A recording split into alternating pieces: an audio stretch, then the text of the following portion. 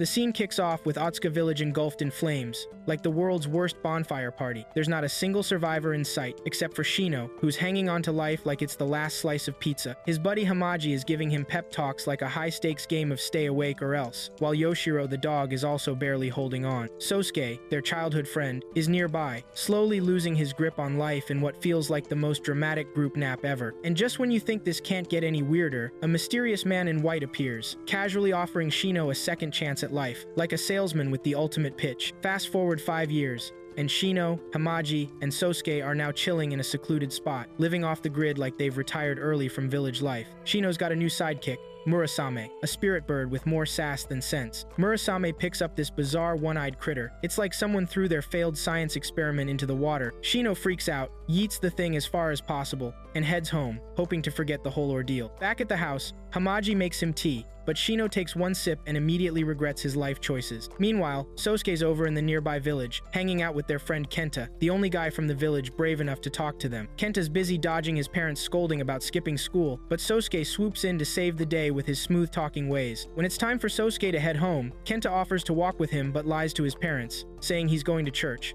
As they stroll through the village, the local gossip squad starts whispering about Sosuke like he's patient zero of some mysterious plague. Turns out, they think he's cursed, being an Otsuka village survivor and all. Just then, Sosuke hands Kenta a pendant, which Kenta accepts like it might come with a curse of its own. Back home, Kenta's all awkward around Hamaji, like he's a middle schooler, trying to talk to his crush. Meanwhile, Sosuke pulls Shino aside for a stern scolding, because he went to the forest alone. Shino argues that Murasame was with him, so technically he wasn't alone, but Sosuke isn't buying it. Forest equals danger. End of story. Later, on his way home, Kenta spots someone who looks exactly like Shino, calling him from the forest. Naturally, Kenta's pendant starts jingling like an alarm, and the mysterious figure vanishes. Things get even stranger when Shino gets summoned by the church, probably because they've got their eye on Murasame. While they're mid-conversation, that one-eyed critter from earlier shows up again, but now it's supersized, because why not? Meanwhile, Ryo Satomi, the guy who saved Shino 5 years ago, and his brother Kaname are off somewhere, wondering why everyone can't just leave the kids alone to live their weird, magical lives in peace. The next day, some so-called church escorts show up to take Shino and Sosuke, but Shino's having none of it and quickly takes care of them. Turns out,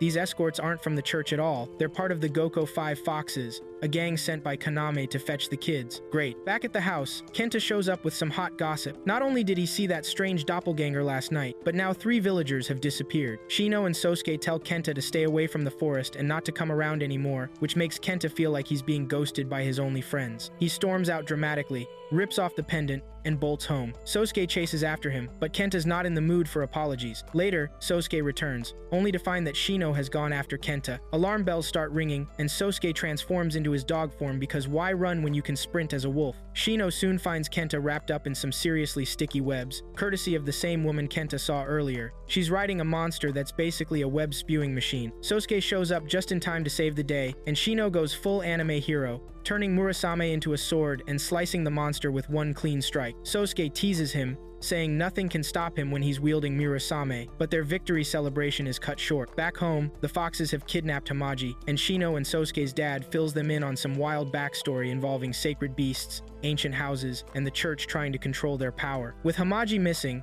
Sosuke decides they're heading to the imperial capital the next day to get her back, or at least figure out what all these powerful forces want with them. Looks like the adventure's just beginning. The next scene kicks off with Hamaji living the good life at Kaname's mansion, having a blast like she's on an all-inclusive vacation. She's got everything she needs, being treated like royalty. Meanwhile, in the capital, Sosuke and Shino finally arrive in town. They're greeted by some church folks, but then, surprise, Ryo Satomi shows up, kind of like that one distant uncle you remember but aren't sure if he's real. Shino instantly recognizes him, while Sosuke stands there, clueless. Satomi casually mentions he's responsible for taking care of the Otsuka village survivors, and Sosuke's face says, "Pure wait, what now?" Shino quickly fills him in, saying, "Oh yeah, he's one of the Sacred Beast squad members. No biggie, you know?" Satomi takes the boys under his wing and quickly drops them off at the Kino Hotel. Shino, being as hyperactive as he is, skips checking into the hotel and bolts into the city for some sightseeing. Unfortunately, he has no idea that the weird one-eyed creature from the village hitched a ride with him. While wandering around, Shino gets body checked by a guy named Kobungo, who's in the middle of an argument with some monks from the Shogetsu Institute. Kobungo's issue? He wants them to release his brother-in-law, Genpachi, but the monks are like, nope, we caught a demon, not your bro. As Kobungo gets thrown out of the argument, quite literally, he crashes right into Shino, knocking him out cold without even realizing it. Kobungo's dad shows up, apologizes to the monks for his son's toddler tantrum, and only then does he notice that his son is literally standing on a passed-out Shino. They spot a strange birthmark on Shino's arm and decide, let's just take him home. When Shino finally wakes up, he devours everything in sight like a human garbage disposal. Kobungo's eyes nearly pop out of his head. He's like, dude, have you not eaten since last year? Shino's too busy inhaling food to care. Meanwhile, Murasame and Sosuke, who's fully in doggo mode as Yoshiro, show up to fetch Shino. After they leave, Kobungo almost passes out when he sees the bill for everything Shino ate. The guy might need a second mortgage to cover that tab. As Shino reunites with Sosuke, he's like, hey, I didn't wander off on purpose. I just got unlucky, okay? Sure. Shino, sure. Meanwhile, at the monastery, Seiran,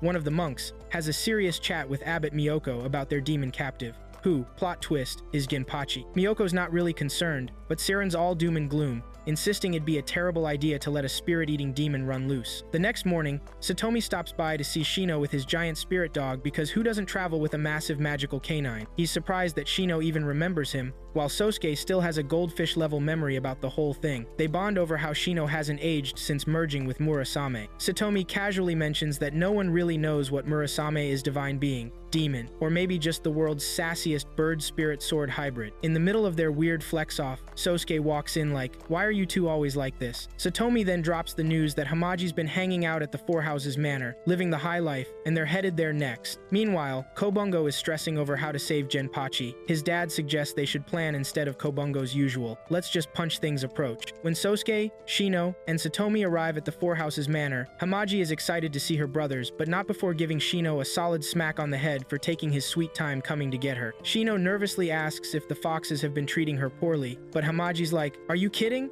I'm basically living like a queen here. Kaname shows up and, being all polite, clarifies that Hamaji wasn't kidnapped. She was invited. Yeah, okay Kaname, whatever you say. Hamaji then looks at Satomi like she's seen him before but can't quite place him. The group decides to take a walk. As they stroll through the town square, every dog within a 5-mile radius starts swarming around Sosuke like he's some kind of canine celebrity. The dog spirit inside him is clearly making him a serious pet magnet. While this chaos unfolds, Seiran has one of his creepy bugs spying on them, gathering intel. After filling his notebook with juicy details, Seiran heads over to Genpachi's cell for some classic villainous torture, complete with his trusty swarm of bugs. Things don't look good for Genpachi, but hey, at least Hamaji's having a blast at the mansion. The scene opens with Seiran really trying to get Genpachi to transform into his demon form, but Genpachi is determined not to give in. He's gritting his teeth, enduring all the pain like he's trying to hold in a sneeze during a job interview. Meanwhile, over at Kaname's mansion, Hamaji stumbles upon him drowning in sake like it's going out of style. Kaname's all, stay here Hamaji, life's good, but she's having none of it. Sorry, gotta go with my brothers. Plus, you've got the foxes to keep you company, right? Meanwhile, Shino has somehow turned the creepy critter into a bouncy ball, and he's tossing it around like it's the most normal thing ever. Sosuke walks in, fresh out of the bath, and immediately demands answers. So what's the deal with you and Satomi, huh? Shino tries to dodge the question like usual, but Sosuke's not letting him off the hook this time. Finally, Shino spills the tea. Satomi was the one who saved them 5 years ago when their village went up in flames, and now Shino feels like he owes him. The next day, the gang Sosuke, Shino, Hamaji, and Kaname go out for a casual stroll, like they're on a tourist vacation. Shino's eager to chat with Satomi, but Satomi's probably busy sipping tea or plotting something. Meanwhile, Kobungo is causing yet another scene, this time at the military base, demanding to know what happened to his brother, Genpachi. The soldiers toss him out like yesterday's trash, telling him his brother's been canned for taking an unapproved, demon-related sabbatical. And guess who Kobungo lands on as he's thrown out? Kobungo takes Shino and Sosuke back to his mom's inn, where they stuff their faces with food, like it's their last meal. Hamaji and Kaname, meanwhile, have no idea where the boys have disappeared to. Hamaji pretends she's not worried, but Kaname's not buying it. Once Shino and Sosuke finish inhaling everything in the inn, Shino asks Kobungo why he's always starting fights. Kobungo's like, well, the Shogetsu Institute's got my brother locked up, no big deal or anything. And that's the end of that conversation, because why would you need more details? Later that night, Shino and Sosuke finally corner Satomi in his chambers. Sosuke cuts to the chase. Why did you drag us to the capital? Satomi dramatically pulls out 2 shiny gems, labeled duty and devotion. Shino and Sosuke's jaws drop. These were our gems? Apparently, They lost track of them like spare keys, and now Satomi's had them the whole time. Turns out, there are 6 more gems out there, and Satomi wants them to go on a scavenger hunt to find them. Shino's like, the world's a big place, dude, but Sosuke's already on board. Satomi insists the mission be kept secret, like they're in some kind of top-secret gem recovery squad. Meanwhile, back at the Shogetsu Institute, Kobungo's dad is begging Seiran to let Genpachi go, but Seiran's basically like, nah, I'm having too much fun torturing this guy. When physical pain doesn't get the demon transformation he's hoping for, Seiran switches to emotional torture. He brings up the death of Genpachi's loved one, Nui, and boom, that's the trigger. Genpachi hulks out, wrecks the place, and wipes out a bunch of monks. Genpachi, now in full demon mode, takes off, probably looking for a midnight snack of souls. Shino and Sosuke are walking back to the hotel when Genpachi shows up, causing a full-on panic in the streets. Shino's like, oh great, he's definitely after me. He bolts, with Genpachi hot on his heels, while Sosuke transforms into Yoshiro and joins the chase. Kobungo, because apparently he can't mind his own business, spots the rooftop sprinting and starts following them too. Once Shino leads Genpachi far enough away from town, he's like, alright, time to throw down, and summons Murasame, turning the demon chase into an impromptu sword fight. In the middle of the brawl, Shino figures out that Genpachi is actually human and still grieving over Nui's death. Sosuke catches up, and Shino fills him in mid-battle, because why not have deep emotional discussions while fighting a demon? Just when things are getting interesting, Seiran shows up with a posse of monks and a swarm of bugs. He spots Murasame in Shino's hands and immediately recognizes it. Oh no, not that freaking sword. He orders the monks and bugs to attack, and next thing you know, arrows are flying everywhere. The trio Shino, Sosuke, and Demon Genpachi get knocked into the river below, because of course they do. As Shino desperately reaches for Sosuke, who's already unconscious and sinking like a log in the river, the little creature in Shino's pocket decides it's time to step up. It pops out, inflates like a giant balloon, and floats them to safety, saving the day. Shino, barely holding on, tells Murasame to fly off and break the bad news to Satomi. Sosuke, coming to, is just relieved that the weird pocket pet finally did something useful for once. Meanwhile, Seiran has his guys searching for Murasame because, you know, what's a legendary sword without a big search party? Back at the mansion, Kaname casually tells Hamaji she'll need to enroll in a local school since, surprise, Shino and Sosuke might be around longer than expected. Great, more homework. Just when things couldn't get weirder, Kobungo swoops in and finds our drenched trio, dragging them back to safety. Genpachi wakes up from his nap, wondering if last night's chaos was just a fever dream. But when he sees Shino and realizes they're all still alive, he quickly thinks, nope, still crazy. Shino also spots that Genpachi has a matching birthmark, and Genpachi's first reaction is, wait, are you working for Satomi? After Genpachi leaves, Kobungo starts talking about how Genpachi's always been a tank, bouncing back from injuries faster than anyone can say. What just happened? He then dives into a story about that one mission 3 years ago, where things went from bad to worse due to a hostage situation with a princess. The mission dragged on forever, and by the end, demons had wiped out the whole squad. Both Kobungo and Genpachi were on the brink of death, but somehow, they made it. Kobungo has no idea how, but he casually mentions they both have magical gems called Trust and Harmony, because of course they do. Then, Kobungo pulls out a photo of his sister, Nui, who was engaged to Genpachi before he went to war. Genpachi returned to find her dead, which really messed him up. Kobungo mentions that Genpachi tried to end his life several times, but just couldn't do it. Every wound healed faster than a paper cut. Turns out, both brothers are stuck in some weird immortal limbo, thanks to that mysterious snowy night. And guess who eventually saved the day? Satomi and his spirit dog, obviously, but only after the royal family begged him for help. Kobungo wraps it all up by asking Shino why the monks are after him,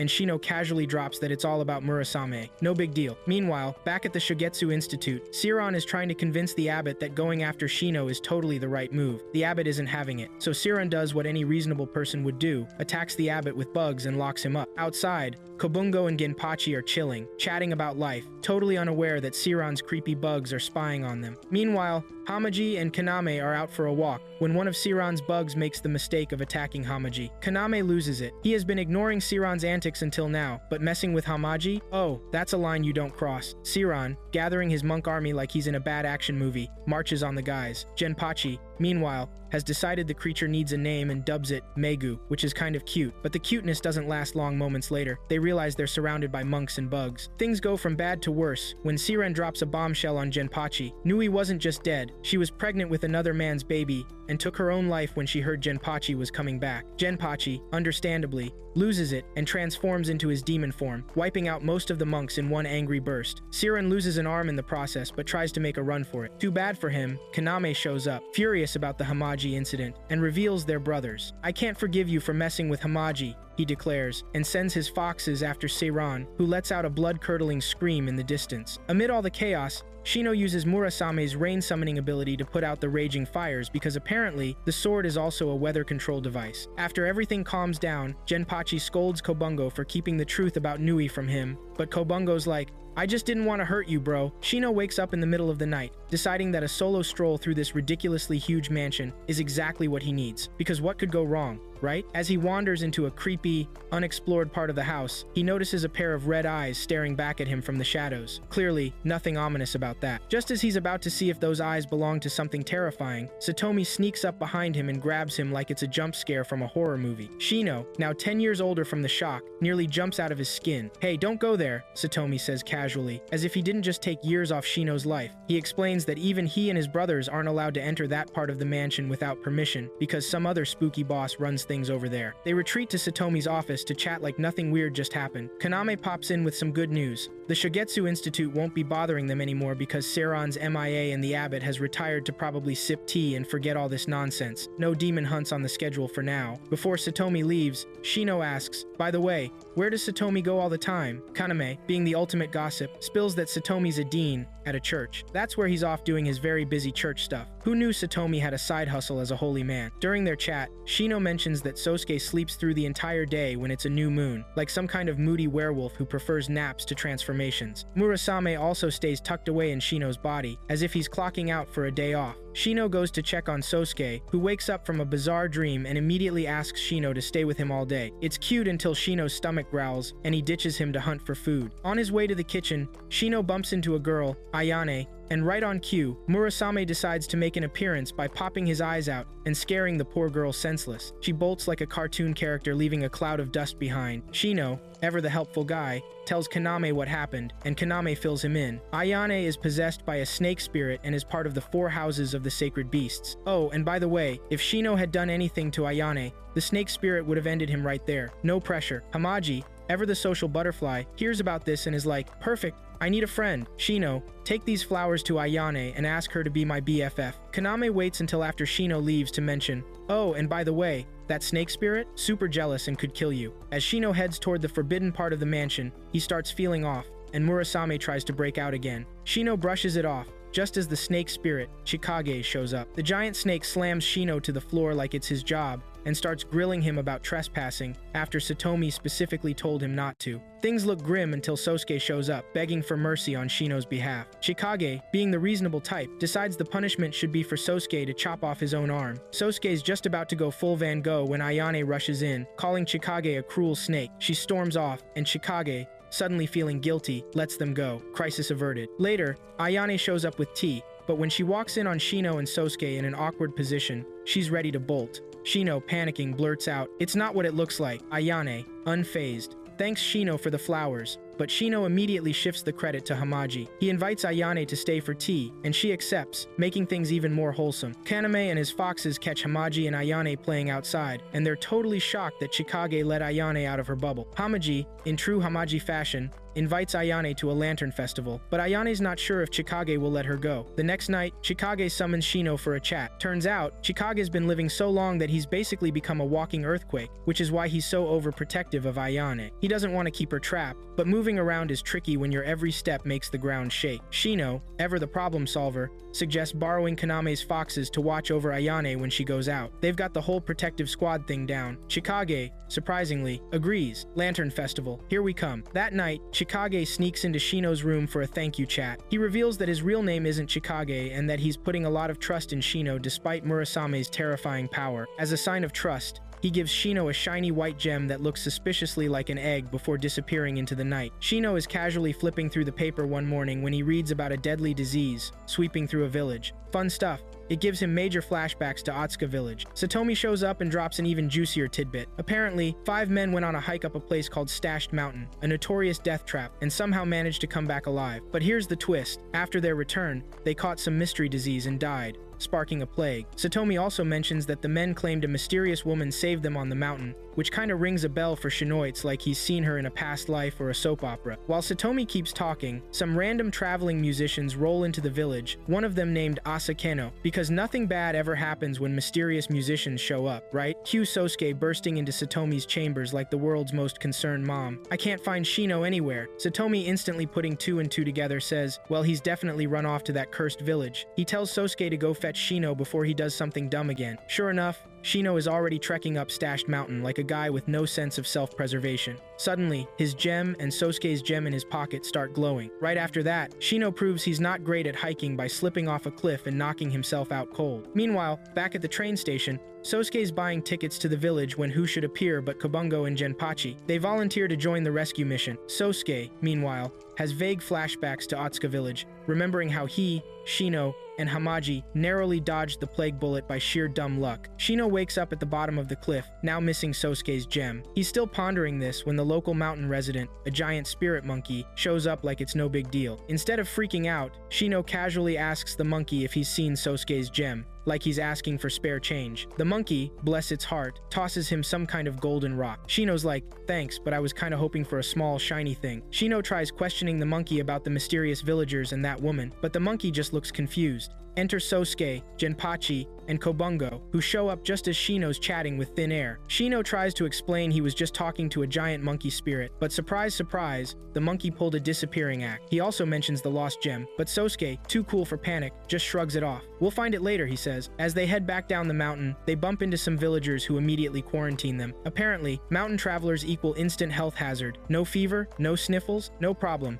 Into lockdown you go. It's their way of keeping diseases out, and hey, it beats wearing masks. Meanwhile, the village doctor, Saiki, hears about their little quarantine situation from her assistant Joji. Asakino and his band of merry musicians also catch wind of it. Saiki, wasting no time, shows up at the quarantine cell to poke and prod them for signs of disease. While they're being tested, Asakino decides to pop by for a creepy look through the cell window. The moment he spots Sosuke, he flips out, claiming this is the guy who wiped out his entire family. Yikes. Not long after, Saiki clears the group, confirming they aren't plague-ridden, and lets them out. She escorts them to the local church, where they can crash until things blow over. Shino, of course, is already plotting his next adventure, finding Sosuke's lost gem. Sosuke tries to talk him out of it, but Shino's too stubborn. He runs into Asakino outside, who asks if they're sticking around for the festival. Shino says yes, figuring they'll hang out at the church until the festivities wrap up. Back at the church, Sosuke's doing some light cleaning when Saiki stops by for a chat. She mentions they probably survived the mountain because the spirit monkey has a soft spot for kids. Meanwhile, Joji stumbles upon the golden rock that the monkey gave Shino, which Shino, in typical fashion,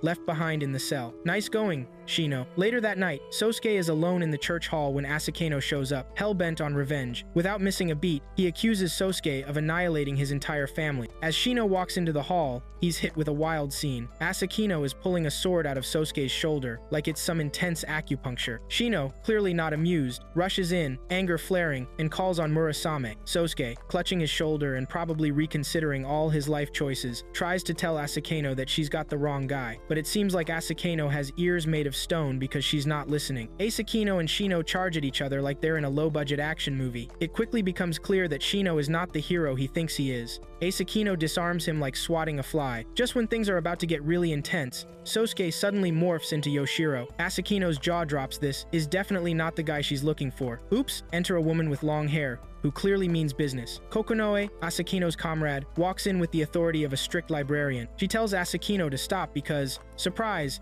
these aren't the guys she's after. Kokono apologizes on behalf of Asakeno, whom she calls her child. Seizing the moment, Shino demands Kokonoe help him find Sosuke's lost gem as a token of her apology. She probably regrets walking into this room now. Later, in a strange turn of events, Kobungo makes a shocking discovery. All four of them, Shino, Sosuke, Genpachi, and him have matching birthmarks in different spots on their bodies. Kobungo's is on his right cheek, Shino's on his right arm. Suddenly, Joji bursts in like someone late to a fire drill. He tells the group there's been an epic mix-up. One of the villagers spotted the golden stone Joji found in Shino's cell, and now the whole village is off to the mountain in hot pursuit of what they think is buried treasure. Shino, ever the calm pragmatist, shrugs it off, saying, "Hey, let them go. Whatever happens, happens." Saiki, understandably shocked by Shino's carefree attitude, begins to suspect he knows more about the mountain's spirit monkey than he's letting on. She reminisces about her childhood, hanging out with the monkey like it was her furry best friend, even naming it and everything. Meanwhile, Asakeno returns later to sheepishly apologize for the whole stabbing incident. Shino,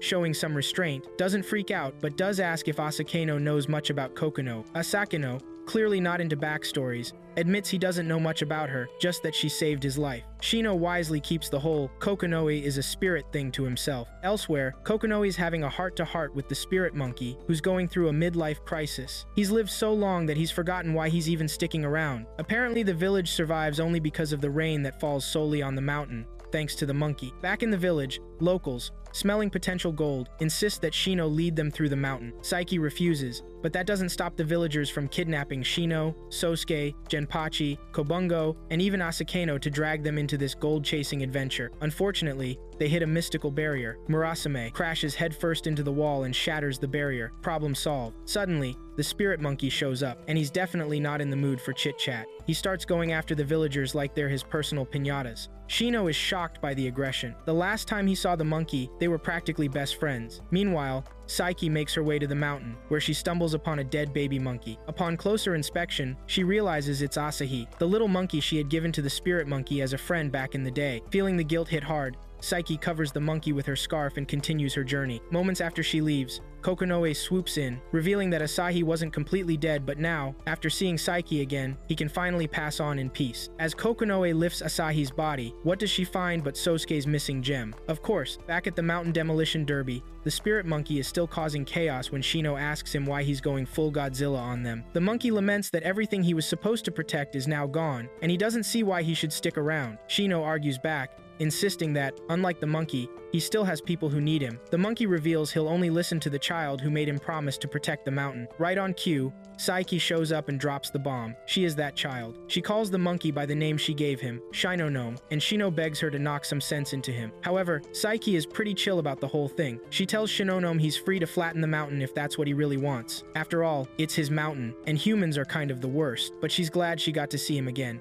Touched by this casual reunion, Shinonome calms down and stops smashing things. Peace is restored, for now. Saiki gives Shinonome a few parting words, telling him that the next person he'll meet will be her future child. Talk about playing the long game. Later, the group heads back to the village. Some of the locals, apparently suffering from selective memory loss, ask Saiki where the missing villagers went. She wisely keeps her mouth shut. That night, Shino learns a couple of interesting tidbits. Apparently, Genpachi and Kobungo are demons of wind and lightning, respectively. Also, Kokonoe gave Asahi a vial of water that can grant any wish. Whatever Asahi wished for is anyone's guess, but he clearly used it for something big. The next day, with the drama behind them, Shino and his friends finally leave the village and head back to the capital. Hopefully, there will be less stabbing from now on. In a chilly flashback, we see a young man face down in the snow, monologuing about how he's definitely not ready to die because, you know, he's got a sister to look after. Fast forward to the present day, and, surprise! The same guy is alive and kicking, now comfortably seated on a train. And not just any train, this happens to be the same one. Shino, Genpachi, Kobungo, and Sosuke are planning to take back to the capital. It's a small world, apparently. Sosuke and Shino, being the classy gents they are, settle into the first-class coach. Meanwhile, Genpachi and Kobungo opt for the economy section. Shino and Sosuke find themselves seated with a stern young man who stares at Shino like he just insulted his mother. Suddenly, rain starts falling, because what else do you need in the middle of summer, right? Sosuke, the ever-thoughtful friend, takes off his jacket to shield Shino from the rain, then steps out to chat with the conductor. As soon as Sosuke leaves, Shino wistfully starts talking about snow. Yep, snow. In the middle of summer, the young man looks at Shino like he's sprouted a second head. Who in their right mind wants snow in July? Well, apparently, Shino does, because a few minutes later, it starts snowing. The young man's jaw practically hits the floor. He's absolutely blown away. This kid literally wished for snow, and it happened. Then, as if things couldn't get weirder, a drunk guy stumbles into the coach. The young man tries to shoo him away, but the guy's having none of it. Shino, being the practical hero he is, casually chucks his magical eyeball at the drunkard. Sosuke walks in just in time to see this and, without batting an eye, pours water on the eyeball to inflate it like a balloon, ensuring that the drunk guy won't come back. The young man, still processing the snow situation, now has to deal with the fact that these guys have a living, inflatable eyeball as a bouncer, while Shino curls up and falls asleep on Sosuke's lap like a sleepy cat. The young man is too terrified to even look at the eyeball. He's convinced it's some sort of demonic creature from the underworld. Just as things start to calm down, a monk boards the train, looking like he's ready to handle some paranormal business. He's here to purge some spirits, and his radar is locked onto the young man's coach. As soon as he enters, though, a spirit bursts out of the young man like a magician pulling a rabbit from a hat, and bam, the monk gets slammed into an ice shard like it's amateur hour at the exorcism competition. Shino, barely awake, recognizes the spirit immediately and calls her the Snow Princess. The princess, apparently not one for words, moves in for a gentle touch while the young man is left wondering how Shino casually knows this ghostly figure haunting his life. Turns out, Shino and the princess go way back. She used to sing to him during winter in the forest until she mysteriously vanished. The young man is shocked. Like, you know her? Shino, ever the detective, puts two and two together and realizes the Snow Princess is now stuck with this poor guy. The young man, desperate, begs Shino to tell her to buzz off. He's always freezing, his friends have ditched him, and his dating life is definitely on ice. Shino scolds him, explaining that the Snow Princess isn't some clingy spirit, she's trying to protect him. In fact, if she leaves, he's going to die, which seems like a pretty important detail. The young man, now regretting his life choices, listens as Shino explains that the princess made a huge sacrifice to save him. He's about to reveal what that sacrifice was when the princess gestures to him to zip it. Shino and Sosuke get to their stop and casually leave the monk trapped in his icy timeout as they step off the train. Before the train departs, the young man, whose day has been completely turned upside down, runs after them, introduces himself as Dosetsu, and asks for their names. Shino and Sosuke introduce themselves, and Murasame, because he's extra like that, pops out of Shino's arm to say a dramatic farewell to Dosetsu and the Snow Princess. As they walk away from the station, Sosuke, ever curious, asks Shino what exactly the Snow Princess sacrificed. Shino reveals the heartbreaking truth. The Snow Princess gave up her beautiful singing voice to save Dosetsu. Apparently, she used to belt out winter ballads like a snowbound diva, but that's all over now, thanks to her decision to save the Icicle-in-Chief. She did it all so Dosetsu could return to his sister. No more winter concerts for her. Later that night, Shino and the gang return to Kobungo's mom's inn. Hamaji dramatically tells Kaname that she's ready to go to school,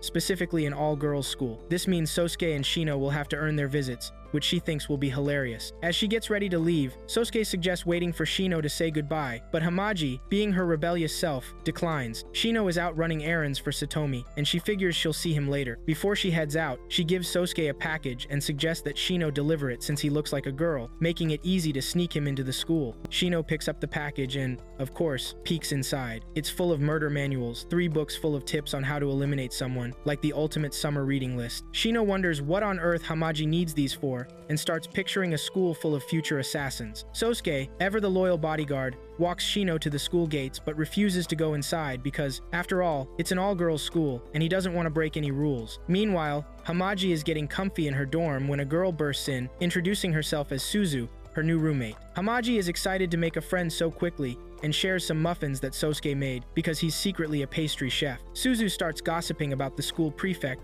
Ruri, who is apparently stricter than a math teacher during finals week.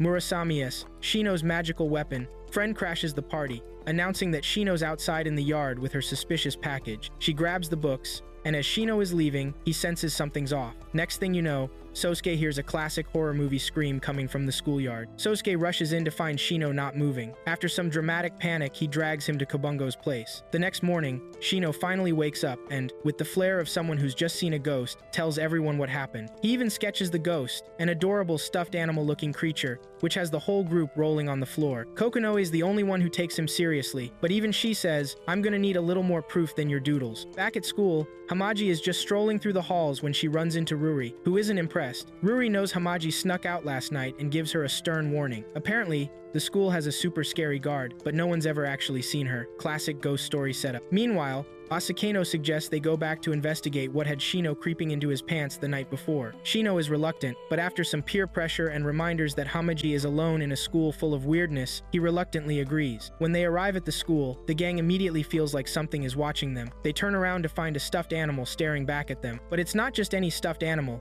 It's a strange mix between a rabbit and a bear. It introduces itself as Rab-Bear. Asakeno and Sosuke finally believe that Shino wasn't hallucinating. Rab-Bear is not happy to see them and insists they're breaking school rules. No pets allowed. And since Sosuke's in his dog form, that's an issue. Rab-Bear starts summoning lightning like it's Zeus on a bad day, and the trio barely escapes the shock. Shino and Asakeno take off running like they're in a marathon, but Sosuke, trying to save face, switches back to his human form and sweet-talks Rab-Bear into calming down. Now chill. Rab-Bear informs them that she's the mysterious school guard everyone's been scared of. The next day, Hamaji is on her way to class when she bumps into Ruri again. She casually mentions her new roommate, Suzu, and Ruri drops the bombshell. Hamaji was supposed to have a room all to herself. Confused, Hamaji rushes back to her dorm, only to find no sign of Suzu, just Rab-Bear lounging on her bed. It turns out, Rab-Bear has been moonlighting as Suzual because Shino made a wish for Hamaji to have a friend. This stuffed animal ghost hybrid turned into a fake roommate just to fulfill Shino's wish for Hamaji to have some company. And so, the mystery of Rab-Bear is solved. Satomi has a great plan for Sosuke. He wants Sosuke to represent him at a church for an anointing event, which sounds fancy but is really just sick people hoping for a miracle. Naturally, Shino gets dragged along because what's more fun than a day at church? Things get weird when a woman with golden hair and eyes casually sits next to Shino. They hit it off like they've been best friends for years, even though they just met. After some small talk, the woman leaves, but Shino,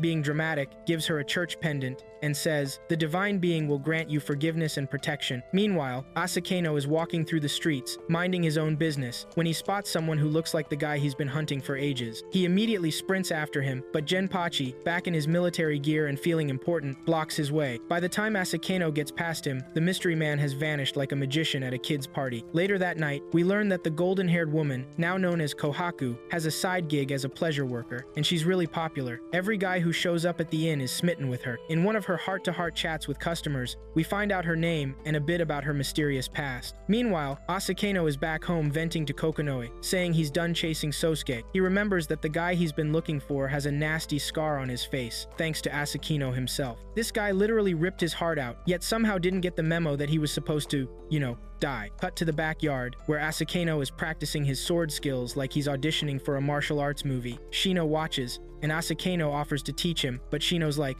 "Nah, I'm good." Then, out of nowhere, Asakeno asks Sosuke if he has any long-lost brothers. Sosuke, still with his usual amnesia storyline, says he has no idea because his childhood memories are basically Swiss cheese. Asakeno then goes full dramatic mode, saying he will take down the man he's been hunting. Why? Because the dude looks just like Sosuke, and what better reason to maybe commit murder? Shino, always perceptive, senses something spooky about Asakeno's aura. Kokonoe shows up just in time for Shino to do some chest-touching detective work. He confirms that Kokonoe's got no heart. Why? Because she gave it to Asakeno. Plot twist! Apparently, she found him half dead and thought, why not? And handed over her demon princess heart to keep him going. Romantic, right? Oh, and did we mention Asakeno also has a magical wisdom gem? Fancy. Meanwhile, poor Kohaku is getting ready for her next client when her health takes a nosedive. She's coughing up red stuff, not a good sign. Right on cue, the guy Asakeno's been hunting strolls into her room, offering her a deal. She can live, but she'll have to give up her golden eyes. Kohaku's like, wait a second,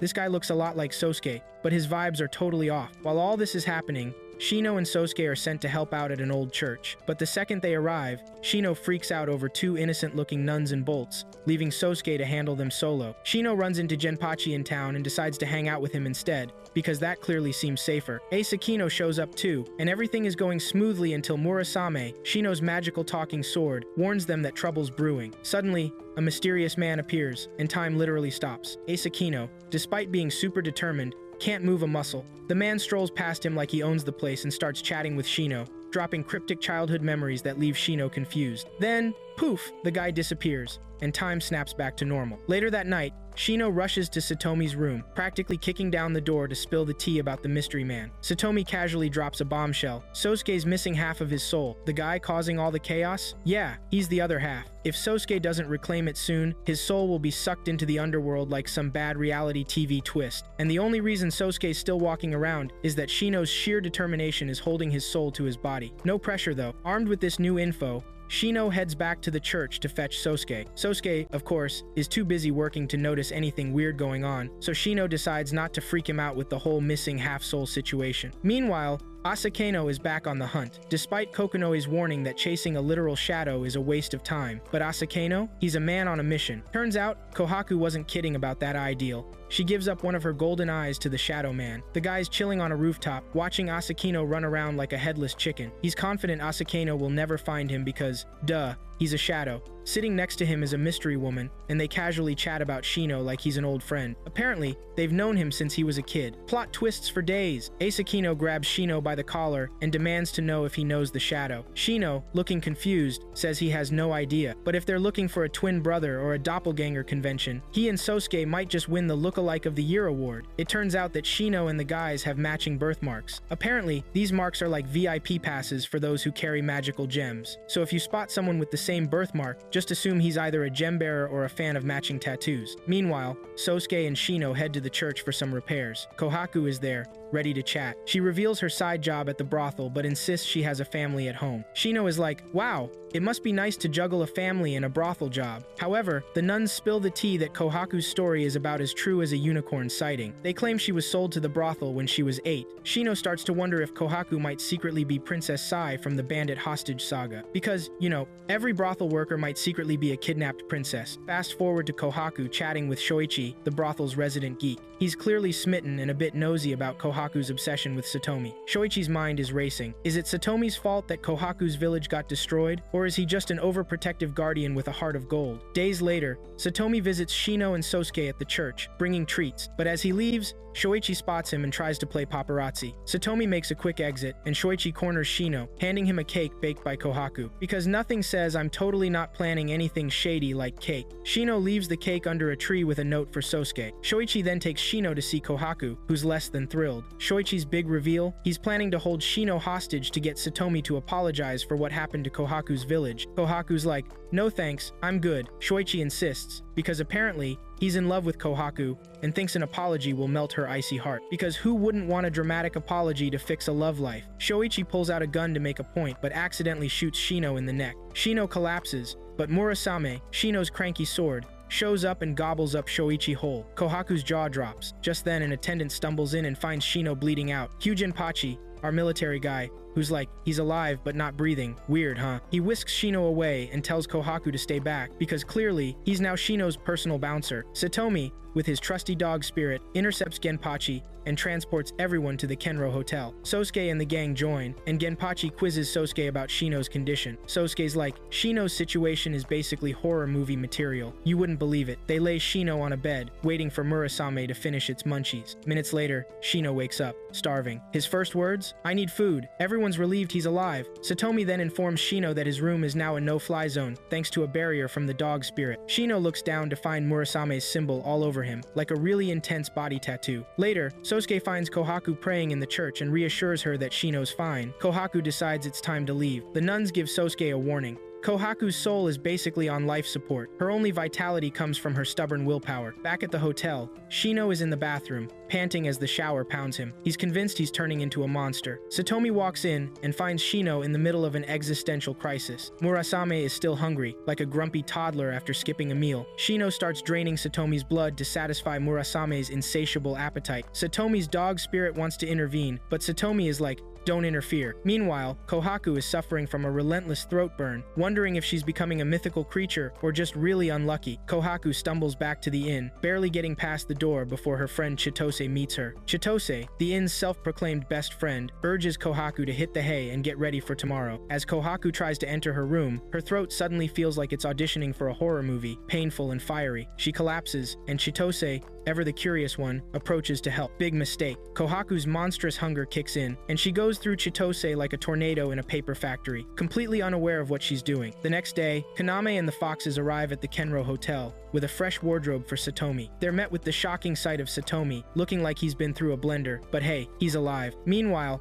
Shino is snoozing but has transformed into what can only be described as teenage dream Shino. He now looks like an 18-year-old, which is a definite upgrade from his usual kid look. In her room, Kohaku wakes up horrified, asking herself, what did I do? She has blood on her hands and a serious case of, why am I like this? Eventually, she wanders to the church where Sosuke is working. looking like a bloodied winged angel. Sosuke quickly realizes that Kohaku isn't just having a bad hair day, she's in deep trouble. She admits that ever since meeting Shino, she's been hit with a wave of forgotten memories, and apparently, Shino has a knack for granting wishes. Back at the hotel, Shino wakes up and announces his grand plan to crash the inn. Satomi, looking serious and protective, says it's not happening. Your powers are about as subtle as a marching band at a silent retreat. In other words, Shino's new look is attracting more attention than a clown at a black tie event. Instead, Shino decides to visit Sosuke at the church. At the church, Sosuke is about to approach Kohaku when he notices she's sprouting wings like she's auditioning for Angels Gone Wild. Just then, Satomi swoops in with his classic, "Let's talk about your wish" routine. Kohaku lays out her grievances. "I wanted to remember my family and know why you didn't save them." Satomi breaks it to her that her village was already a ghost town when he arrived. Kohaku was busy being sold to the brothel, which, let's face it, is a pretty crummy twist of fate. As Kohaku's wings finally complete their dramatic entrance,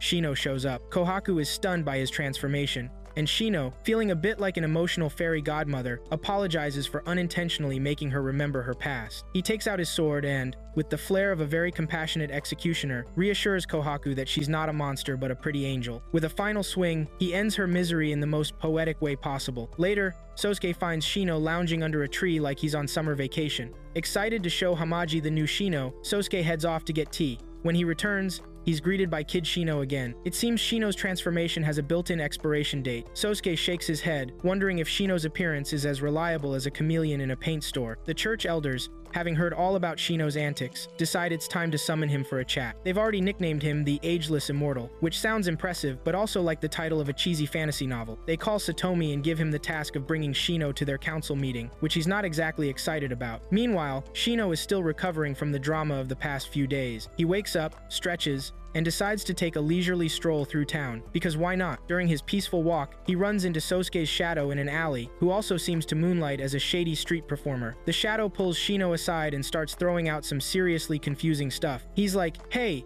we're basically the same person, just with some personality differences." He even mentions personal memories that only Sosuke would know. It hits Shino that the Shadow has Sosuke's memories too. The Shadow then admits he's been on a body part shopping spree, collecting things like Kohaku's eye and Kaseno's heart, basically gathering a complete set of creepy Halloween props. He gives Shino a hug and sneakily swipes something from his pocket. Later, Shino catches up with Sosuke and asks him about the memories the Shadow mentioned. To Shino's surprise, Sosuke remembers them and gets all emotional, like finding out his favorite TV show is cancelled. They head back to the hotel, where the foxes give them the scoop. Some folks from the church tried to grab Shino, but Kaname scared them off. The foxes also mention that Satomi's hanging out at church headquarters, possibly plotting something sneaky. Meanwhile, Hamaji's already at the church headquarters, blissfully unaware she's the bait in a trap meant to lure Shino. Realizing this, Shino and Sosuke make a beeline for the church. Satomi's spirit dog, Yatsufusa, joins the party and tells them about the barrier keeping everyone out. Murasame, ever the overachiever, tears through the barrier like it's made of wet paper. The head of the church, Master Finnegan, is totally unfazed and even laughs at the commotion, clearly enjoying all the drama like it's a live-action soap. Inside,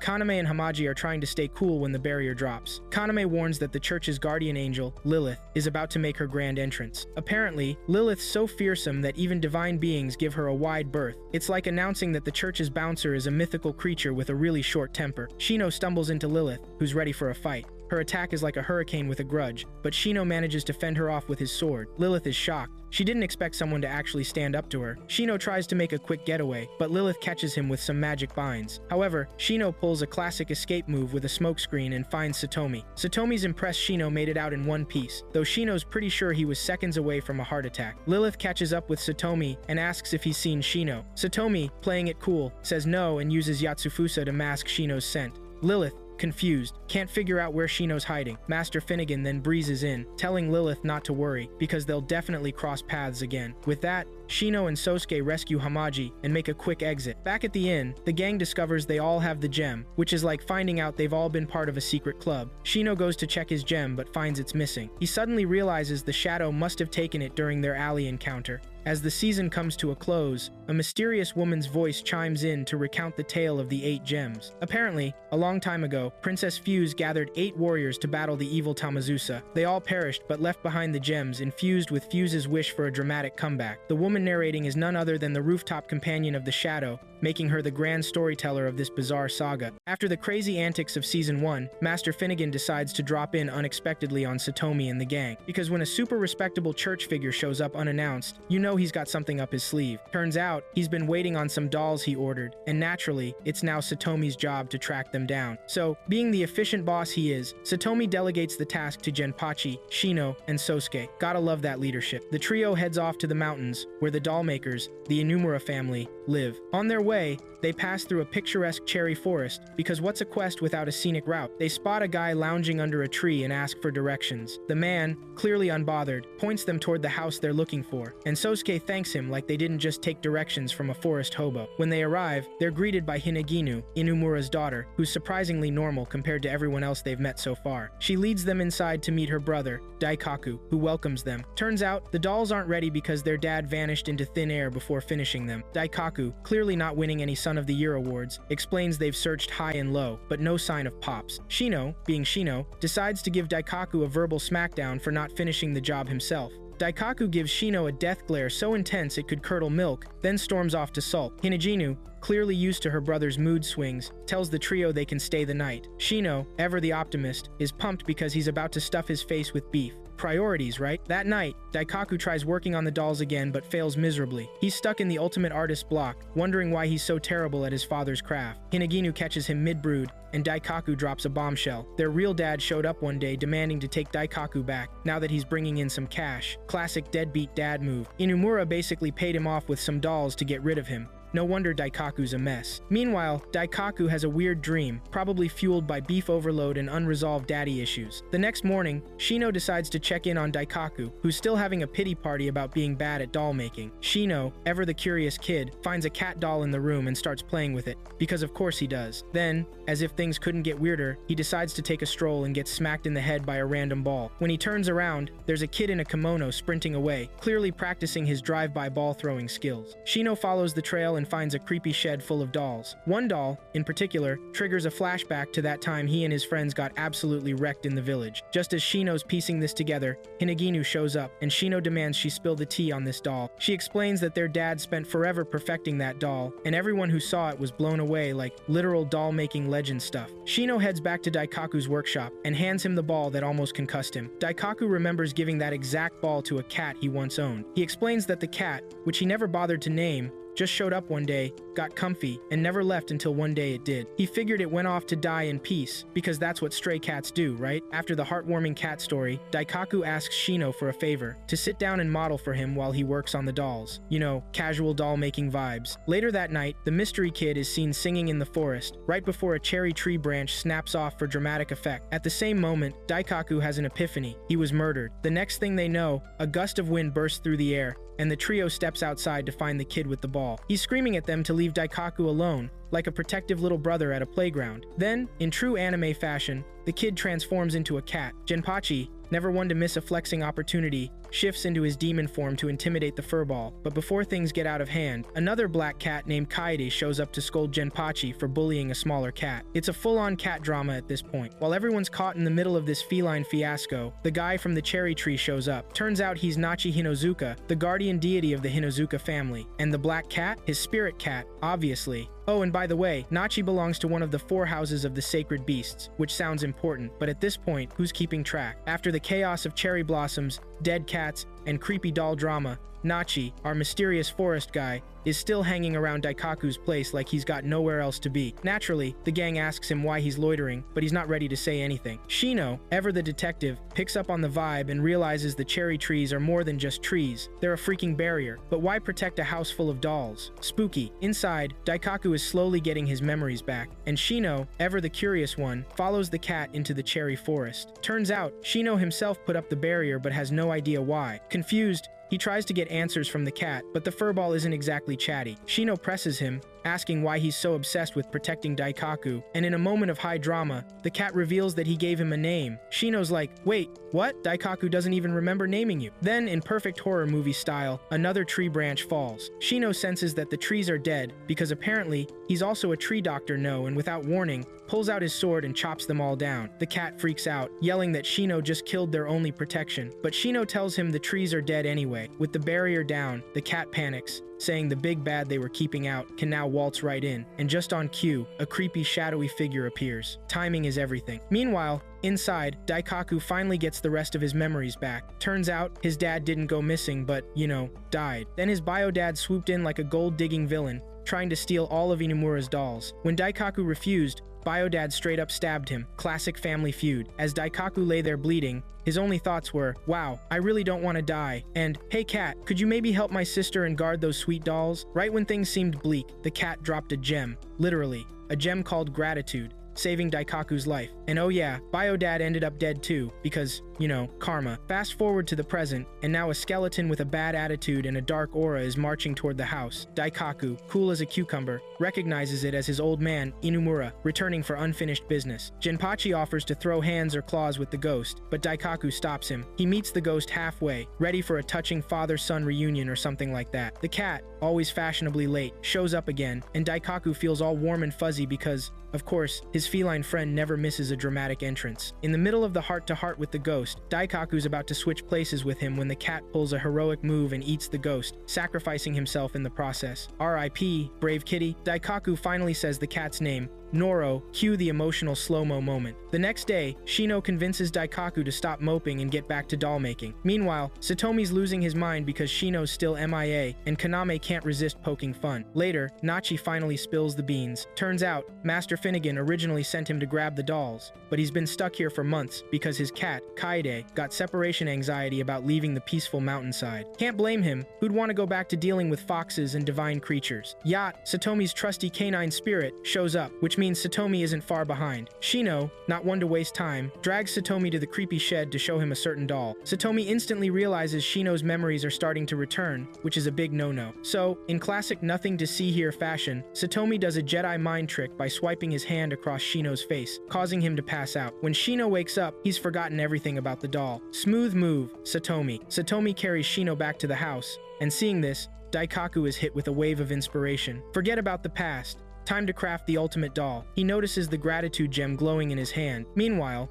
Satomi and Nachi head to the shed for their own inspection. Satomi explains the doll is a replica of Princess Fuse, a legendary priestess who now symbolizes disaster. No wonder Satomi's been keeping Shino's memories under lock and key. The next day, Daikaku presents Satomi with the finished doll, all wrapped up and ready for delivery. The big reveal? Daikaku's doll is a perfect recreation of Satomi carrying Shino on his back, immortalizing that awkward yet heartwarming moment in doll form. As they prepare to leave, Daikaku drops a bombshell he's moving to the capital too. Shino catches a glimpse of Noro's spirit chilling on Daikaku's shoulder, proving that even in the afterlife, the cat still got Daikaku's back. When Finnegan finally gets his hands on the doll, he opens it to find Satomi's piggyback moment in all its doll glory. Satomi comes up with a genius plan to divide and conquer. He assigns Shino and Sosuke different tasks. Shino, poor guy, gets stuck teaching kids at the church how to read and write. Naturally, Shino's not thrilled he'd rather be anywhere else, especially after finding out Sosuke's task involves rats. Hard pass. So, Shino reluctantly heads to the church, mentally bracing for chaos, and he's right, the kids are little rebels, led by their fearless leader, Atsushi, the ultimate troublemaker. Instead of teaching, Shino spends the morning watching them sprint out of the room like it's a track meet.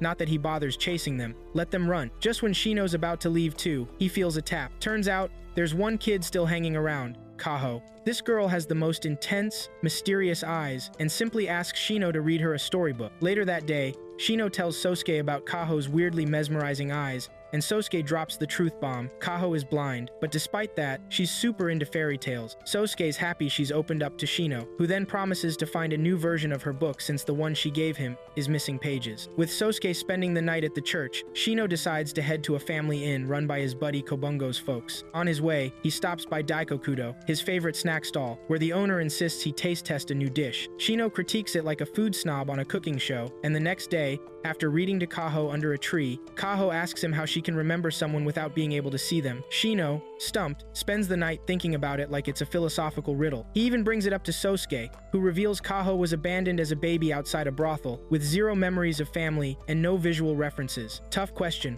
Indeed. The next day, while Shino and Kaho are having another story time under the tree, the snack stall owner shows up again, eager for more feedback. Shino tries the revamped dish and is blown away, while the old man practically worships him for his cooking advice. Afterward, Kaho asks Shino to write down her name so she can feel it, and he not only writes it but explains its meaning. Kaho's thrilled she's basically having the best day ever. Then the rest of the rowdy kids show up, wanting Shino to write their names too. Things are going smoothly until Atsushi, the group's resident menace, stomps all over Shino's writing. Annoyed, Shino slaps him across the face, prompting Atsushi to cry like he's auditioning for a soap opera. Sosuke appears, wondering what all the drama is about, but Shino isn't in the mood to explain. He simply takes Kaho's hand and leads her away like a silent movie hero. On his way back, Shino swings by Daikokudo again, but instead of the owner, he finds his daughter and wife, who scurry away when he asks about the man. Later, Kobungo's mom casually drops a bombshell on Sosuke and the crew. The snack stall owner died a month ago. So, yeah, Shino's been chatting with a ghost foodie this whole time. Meanwhile, in a surprising turn of events, Sosuke's having a nice bonding moment with Kaho, roasting some potatoes like a low-key campfire chef. After Kaho leaves, Sosuke weirdly sticks his hand into the fire like it's no big deal. Asakeno, understandably horrified, yanks his hand out and asks what's wrong with him. Sosuke just shrugs and reveals that he stopped feeling pain 5 years ago and heals ridiculously fast. No big deal, just your average superhuman revelation. Fast forward a few days, and Sosuke throws a party for the kids at the church to celebrate Kaho and Atsushi's birthdays. While everyone's outside enjoying the food, Shino takes Kaho inside to teach her some new words. Atsushi soon joins them with cake slices and, in a rare moment of decency, asks Shino what his name means. Shino, ever the tease, tells him it means considerate person, and slyly suggests Atsushi isn't living up to his name. Atsushi, possibly experiencing character growth, sort of apologizes for being a little gremlin. After the party, Sosuke and Shino say their goodbyes, with all the kids coming out to wave them off. Kaho, however, hangs back for a moment and bumps into Sosuke's shadow, except it's not actually Sosuke. This guy has the same voice but way warmer hands. Turns out, Sosuke's shadow has a name. A.O. Nachi rolls back into the capital and strolls into Satomi's chambers, ready to spill some juicy gossip. He starts talking about a mysterious figure going around town, cutting down spirits like it's their side hustle. Apparently, it's all happening in a village where people claim the culprit is wielding a sword and flashing some eerie golden eyes. Before Nachi can even finish, Shino bursts into the room like he's just heard the hottest tea of the year. He already knows who's behind the whole spirit-slaying drama and is itching for all the details. Meanwhile, Kaname chimes in with his own scoop, mentioning another spirit-hunting incident in Musashi, a village that's turning into a haunted ruin. According to rumors, their local deity got taken out. Shino decides it's time to visit this wrecked village because, naturally, he's convinced Ao is behind it all. Meanwhile, the military sends Genpachi to investigate the situation because clearly that's what's needed in this supernatural mess. Genpachi heads to the shrine and meets Yana, who casually mentions that the deity of the village has 2 lives, like some divine cat. One life is sealed in the shrine, no big deal. Shortly after, Shino, Sosuke, and Kobungo roll into town, and Genpachi meets them at the train station like he's giving a guided tour. Before they even leave the station,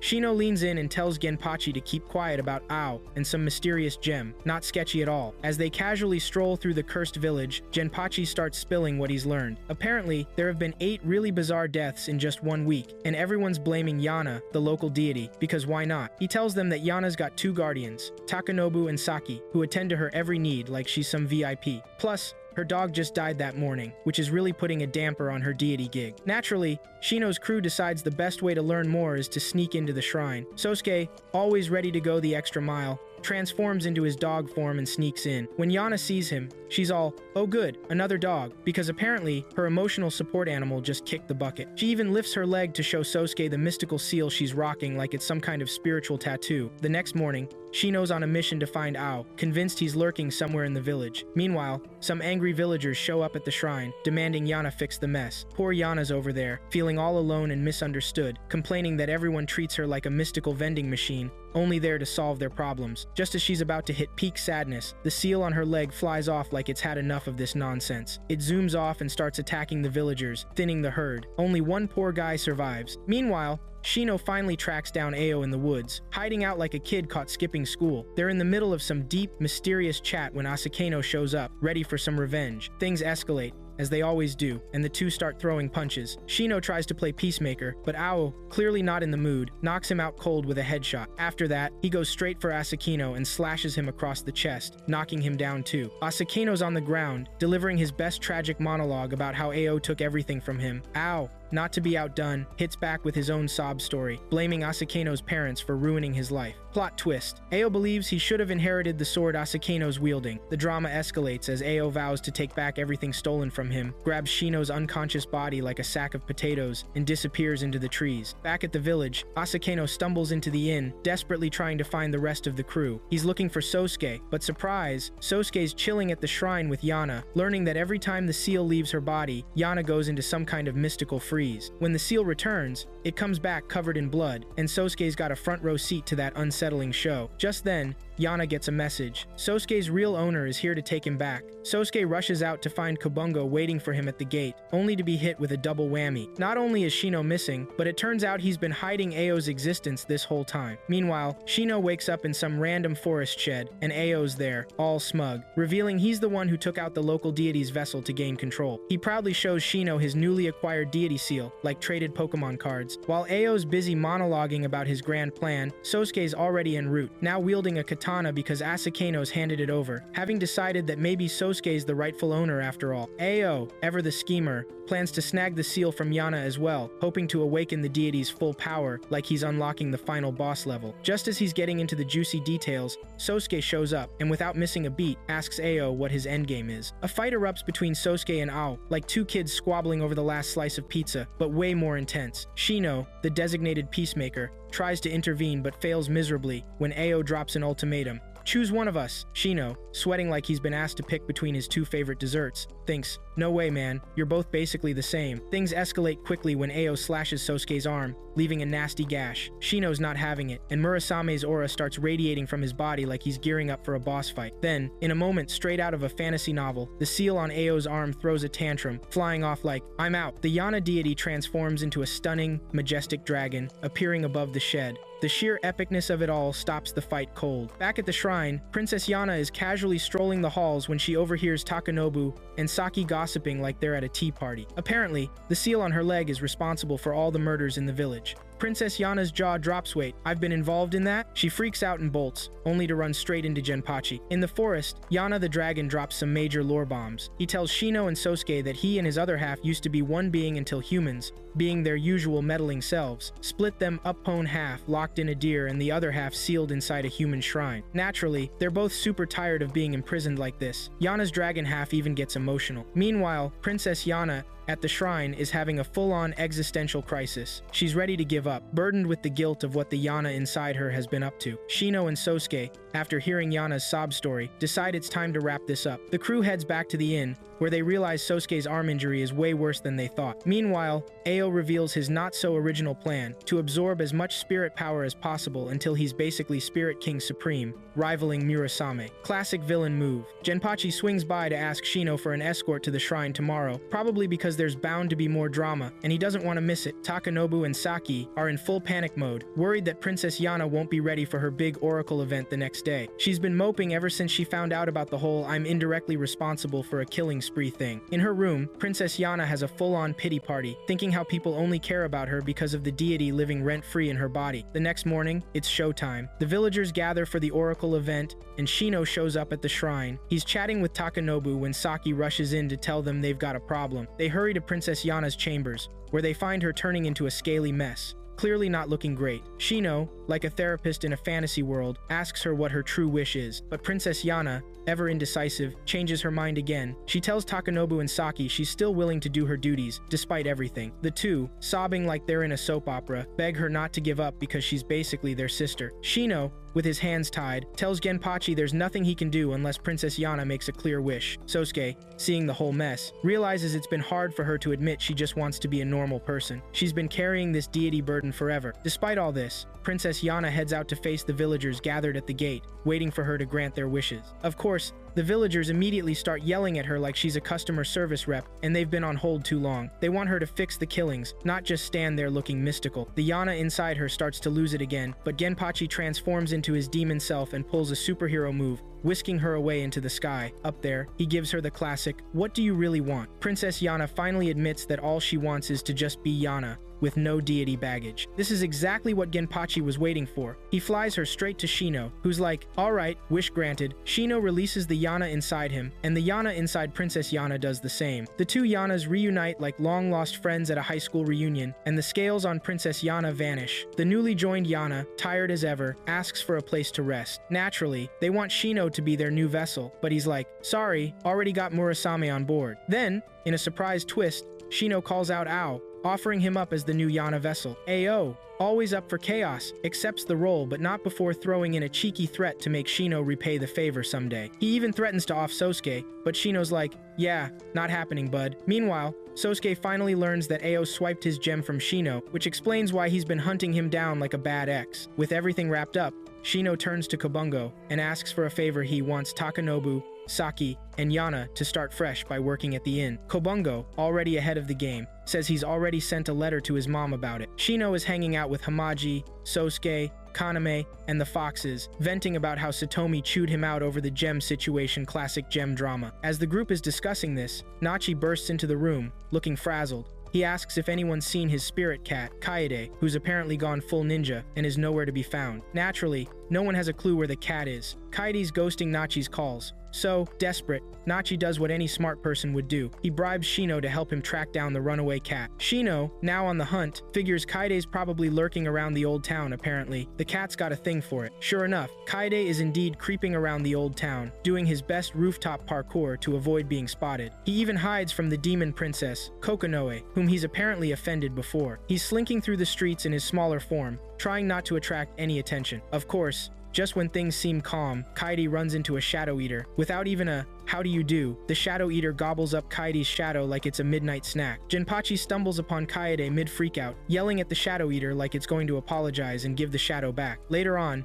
Shino swings by Konoya, where Kaede is chilling with Kobungo's mom, who casually mentions that Jinpachi found the cat and dropped him off like a stray. Shino is relieved by this since it just made things a bit easier. Shino thanks the woman for taking in Takanobu, Saki, and Yana to work at the inn. Then, it's mealtime. Shino treats himself and Murasame to a nice dish, but poor Kaede gets a measly fish. Naturally, Kaede complains because that's what cats do, so Shino tosses him some meat, finally appeasing the royal feline. Kaede starts grumbling about how he left the manor because he's tired of dealing with all the other spirits. Chikage, the foxes, even Yat. The place is packed, and all Kaede wants is his own little patch of territory, but for some reason he just can't make up his mind where to settle. While Kaede's mid-rant, Megu comes bounding into the room and takes a bite out of Kaede's tail. This sets Kaede off. He's about ready to teach Megu a lesson. He tries to puff up into his big form, but surprise, he can't transform. Now he's spiraling into full-on panic mode, and Shino just casually says, "Oh yeah, a Shadow Eater probably ate your shadow." Kaede remembers that little detail and freaks out, thinking he's going to be stuck like this forever. But Shino, ever the voice of reason, tells him not to worry, his shadow will return on the next full moon. In the middle of this chaos, Shino casually brings up the gems he's searching for. Kaede mentions he can sense the gems if he's not stuck in this tiny form. That is. Naturally, he tries to nudge Shino into helping him ASAP. Shino decides to take a stroll through town, hoping to stumble upon the gems. Meanwhile, Kaede's having some deep thoughts, wondering how Shino handles being cursed with immortality and carrying Murasame. He even wonders if Shino will be sad when everyone else is gone. Over at Satomi's place, he's stressing out because Ao is getting stronger by the day, absorbing spirits left and right like he's in a spirit-eating contest. And to top it all off, Ao has Sosuke's gem, making him even more of a problem. That night, the boys are all at the inn, kicking back, drinking, and having a good time. Suddenly, Daikaku shows up, announcing he's moving to the capital so his sister can attend school there. It's a whole big city dream moment. Kaede, however, is laser focused on the important stuff. He casually lets Shino know that Daikaku has one of the gems too. Daikaku's shocked he's been carrying it around like a random trinket, not realizing it's one of the key pieces in this whole saga. Turns out, all the boys in the room have a gem. Shino, Sosuke, Genpachi, Kobungo, Asakeno, and now Daikaku. Sosuke's gem is still with Ao, but Shino only has 2 more left to find. Later that night, Shino takes Kaede outside for some moonlight therapy. Using himself as bait, he lures out the Shadow Eaters. When they show up, Shino doesn't waste time. He threatens them into coughing up Kaede's shadow. The Shadow Eaters, terrified of Shino's wrath, quickly return the shadow, and Kaede is back to his proper form. With that settled, Shino tells Kaede he's going to continue the gem hunt. Meanwhile, we get a little backstory on Kaede and Nachi. Turns out, Nachi wasn't Kaede's original master, his older brother Yuri was. But Yuri didn't believe in spirits, so he basically ignored Kaede like an unwanted houseplant. Kaede wasn't having it, so he eventually ditched Yuri and switched to Nachi. Not long after, Yuri passed away, but Nachi holds no grudges. In fact, he assures Kaede that he totally understands why the cat jumped ship. Touched by this, Kaede finally relaxes and jumps into Nachi's lap, purring away contentedly, until of course they both break the chair. Dosetsu decides it's time for a little trip to the imperial capital, probably needing a break from his usual red-haired life. He hops off the train and,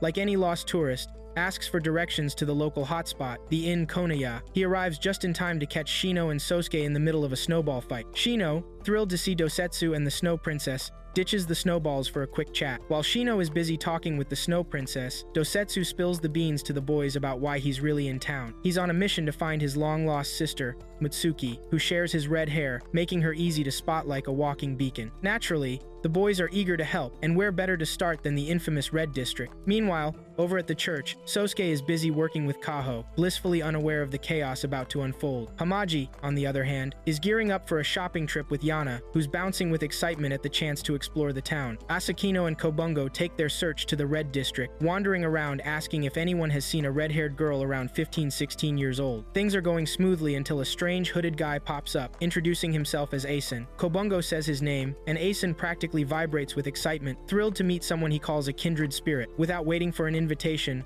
Asen declares he'll find the girl for them, and promptly flies off, leaving Kobungo standing there, stunned. Asakino, however, has no patience for this nonsense, informing him that he may have just accidentally made a pact with a demon. Asen, in classic demon style, goes on a wild search for the right girl, leaving behind a trail of bodies. No big deal, right? Back at Konoha, Shino, Hamaji, and Yana are wandering the streets, doing some window shopping. Shino gets tired of carrying books and decides to dash back to the dorm to drop them off. Over at the church, things are about to get weird. Asen suddenly swoops in and snatches up Kaho because, well, she has red hair, and apparently, that's all it takes to become demon bait these days. He zips up to the top of a building, only to realize, whoops, wrong redhead. Kaho, bless her, doesn't even flinch because she can't see Asen, which makes the demon super curious. He strikes up a conversation, probably realizing he kidnapped the wrong person. During their chat, Asen figures out that Kaho has some powerful mojo behind her name. Meanwhile, Sosuke is tearing through the streets, frantically looking for Kaho. He bumps into Shino, and together they get Murasame involved in tracking her down. Murasame, ever the loyal companion, quickly locates Kaho, and Shino storms over, ready to throw down with Asen. But like any smart demon, Asen books it before Shino can deal with him. At least Kaho's safe. So, all's well that ends well for now. Back on the streets, Hamaji and Yana are still out shopping. Hamaji spots a store selling hairpins and has a flashback to the one she once gave her brother. Meanwhile, the military finally catches wind of the string of redhead murders happening around town. Genpachi, being the sharp cookie that he is, connects the dots and realizes all the victims have one thing in common: red hair. Kobungo, racked with guilt, finds Genpachi and admits the whole Asen situation might be his fault. He offers to track the demon down using his demon form, but admits he'll stick out like a sore thumb in the daytime. Genpachi shrugs and tells him to wait until nightfall. Dosetsu, still wandering the streets, is suddenly attacked by Asen because, you guessed it, he's red-haired too. But Asen quickly realizes his mistake and bolts, especially when he sees the Snow Princess hanging around with Dosetsu. Panicked and nursing his injured pretty and probably Armisen spots Hamaji, who he thinks might just be the girl he's looking for. He moves in to grab her, but Dosetsu and the Snow Princess swoop in to save the day. Furious that Asen dared to hurt Dosetsu, the Snow Princess freezes his arm and shatters it into tiny pieces like a particularly frosty piñata. Asen, lucky to escape with his life, runs off, probably rethinking his life choices. Dosetsu, however, is too busy having a heartfelt reunion with Hamaji to care about Asen anymore. He recognizes her immediately as his long-lost sister. Shino and Yana show up just in time for the sibling reunion, and Dosetsu asks Hamaji how she's connected to Shino. Hamaji spills that Shino isn't her blood brother. They met 10 years ago when she was taken in by Otsuka village. Dosetsu tries to talk to Hamaji, but she pretends not to remember anything from before Otsuka and bolts. Shino's left scratching his head, wondering why Dosetsu isn't chasing after her, especially since it's so obvious that Hamaji is his sister. Dosetsu,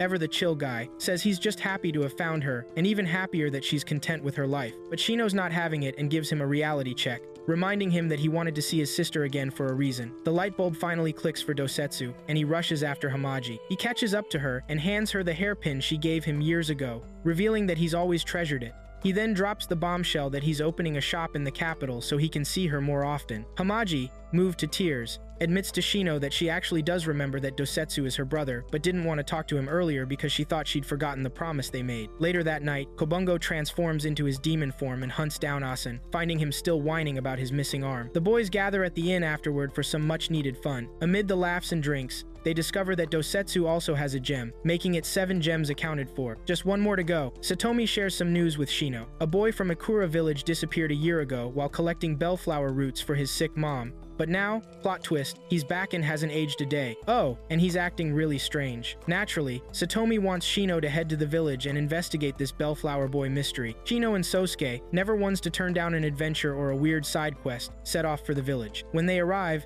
Shino is quickly enrolled in the local elementary school because why not disguise an investigator as a transfer student? The teacher introduces him to the class, mentioning he's from the imperial capital, which instantly makes him the coolest kid in the room. Shino is seated near the class prefect, Shinobu, who radiates know-it-all energy. Shino, being the sleuth he is, immediately spots Akihiko, the boy he's there to investigate, sitting at the far side of the classroom. The kid's hair has turned completely white, and he's got the I don't talk to anyone vibe down pat. Shinobu notices Shino's interest and fills him in. That's Akihiko. He's basically the village ghost kid. Doesn't talk, doesn't eat, white hair, total social butterfly obviously, run by an old lady named Tae, who, surprise, turns out to be Shinobu's grandma. It's all cozy, except for the minor detail that strange things start happening around Akihiko. For example, flowers literally cling to the window next to him during class, but no one else seems to notice. Shino's like, okay, this is getting weirder than usual. Later, back at the inn, Shino and Sosuke have their nightly debrief. Sosuke shares some juicy gossip, and Tae warns him that the mountains near the village are known to take away kids. You know, just casual mountain kidnapping. Meanwhile, Akihiko's home life isn't looking too cheery. His dad's losing it because Akihiko has been giving him the silent treatment ever since he came back. The poor kid's only consuming water and stares blankly while his dad yells at him. Oh, and Akihiko's got some serious mom guilt, regretting that he never told her he didn't actually hate her, just the illness that was wrecking her life. The next day, Shino asks Shinobu why he sticks to Akihiko like glue. Shinobu explains the kid gets weird when left alone. That's putting it lightly. Shinobu heads off to the diary room, leaving Shino to babysit Akihiko. Cue more weirdness. Plants suddenly pop up from the ground and try to take Akihiko, but he refuses, and just like that, the plants vanish. Meanwhile, a familiar face shows up at the inn. Chudai, a monk Shino and Sosuke met on the train. Chudai's shocked to see them and immediately starts shouting at Tae to kick them out, but Tai isn't having any of it, mainly because they're there on Satomi's orders. Frustrated, Chudai decides to get passive-aggressive and starts pasting talismans all over the place. Shino's like, dude, what are you doing? But Shinobu assures him that Chudai's actually a good guy. Apparently, Chudai once saved Shinobu's life and has been checking in on him ever since, like a protective, talisman-happy uncle. Meanwhile, Akihiko's mom, who has been in the clinic forever, finally decides it's time to check in on her silent son. She heads home, while Shino, Sosuke, and Shinobu make their way to the mountains, because Shino has a theory. He's convinced Akihiko went to the mountains for the bellflowers, which supposedly have healing powers and could have helped his sick mom. They ask Shinobu for directions, and Shino just casually says he's checking out the flowers. No biggie. Back at Akihiko's place, his mom arrives and finds her son chilling in the backyard, alone, in the freezing cold,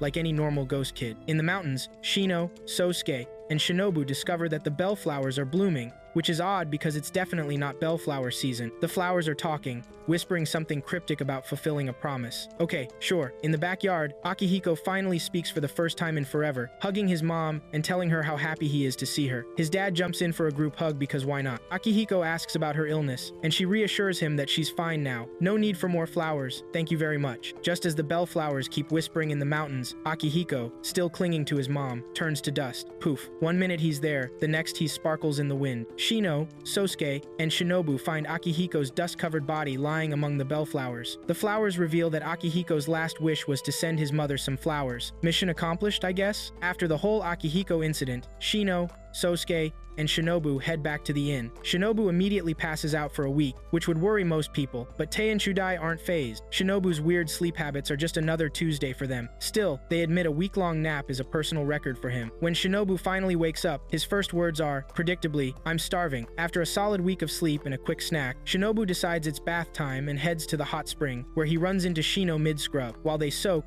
Shino drops a bombshell he learned from the local schoolgirls. Shinobu once went missing, just like Akihiko. And here's the kicker, Shinobu is actually 22 years old, which blows Shino's mind because the guy still looks like he's in middle school. Turns out, Shinobu disappeared into the mountains at age 6 and was found 10 years later by Chudai. The catch? He doesn't remember a thing. Must have been a pretty chill decade in the wilderness. But wait, there's more! Shino notices Shinobu has the same mysterious birthmark as the rest of them. Shino's starting to connect the dots but plays it cool, casually asking about the gem, like, oh, by the way, you know anything about magic gems? Meanwhile, in the forest, Ao, the resident troublemaker, is busy tearing down a barrier meant to block a Tengu because, apparently, that's his idea of fun. Later that night, Chudai shares a spooky campfire story with Shino. There's a rumor that a Tengu in the mountains kidnaps sad kids, and Shinobu was on that list because he didn't know who his dad was. 16 years ago, his mom was found dead in the forest, and Shinobu vanished too. Chudai eventually found him and erased his memories of whatever creepy stuff happened on the other side. But plot twist, the Tengu basically adopted Shinobu and raised him like a weird forest child. Just as everyone's processing this, Shinobu gets up in the middle of the night, sleepwalks outside, and ends up surrounded by birds. Oh, and a spirit unicorn named Natsume shows up. The Tengu also makes an appearance and whisks Shinobu away, declaring, "He's mine now, I raised him, and humans abandoned him." Cue the rescue mission. Shino, Sosuke, and Chudai race after the Tengu, but they hit a Snaga magical barrier blocks their path. Just as Murasame is about to show off some barrier-breaking moves, Ao waltzes in, like, "Hey guys, I'm just here on a different mission. Also, the princess is waking up soon, so good luck with your little gem hunt." Up on the mountain, Shinobu has a serious flashback montage. He remembers that Kagetsu, one of the Tengus, basically gave up half his life force to keep him alive. Shinobu also discovers that Kagetsu is dead now, which you know is a bit of a bummer. Back at the inn, the rescue mission hits rock bottom literally when Chudai takes a tumble off a cliff. Miraculously, he survives, but the gang has no choice but to take him back home. Tai, ever the pragmatist, tells Chudai to chill out and stop chasing after Shinobu. According to her, the Tengu was always going to come for him. Apparently, Shinobu's mom was a bit of a wild card, and Tai found a letter revealing that the father of Shinobu's baby self was none other than a Tengu. Shinobu's got Tengu blood. Surprise! On the mountain, Hazuki, another Tengu, gives Shinobu some cryptic hope, saying that Kagetsu isn't fully dead. Meanwhile, Hazuki meets up with Ao, who's like, "Hey, I want that gem, you cool with that?" Hazuki shrugs and says, "Yeah, whatever. Knock yourself out." Things get more dramatic when Sosuke shows up to take Shinobu to Kagetsu's body. Shinobu finds Kagetsu standing near the water, not quite dead, but definitely not alive. Ao then tells Shinobu, "Hey, if you give back the power Kagetsu gave you, you can revive him." Shinobu's all for it, but just as he's about to pull off this life switcheroo, Hazuki shows up to stop him. Ao flips out and attacks Hazuki, but Shinobu, in full heroic mode, jumps in the way and ends up with a giant sword wound. Blood everywhere, and things are not looking good for our boy Shinobu. Just when things look super grim for Shinobu, like bleeding out, possibly dying grimace injury, suddenly lights up like a neon sign, and out pops the gem. Talk about a dramatic reveal. At that exact moment, all 7 other gems start glowing too, like they're syncing up for the world's weirdest gemstone disco. Ao, never one to miss an opportunity, approaches Shinobu and Hazuki, but Hazuki snatches up the gem. Ao,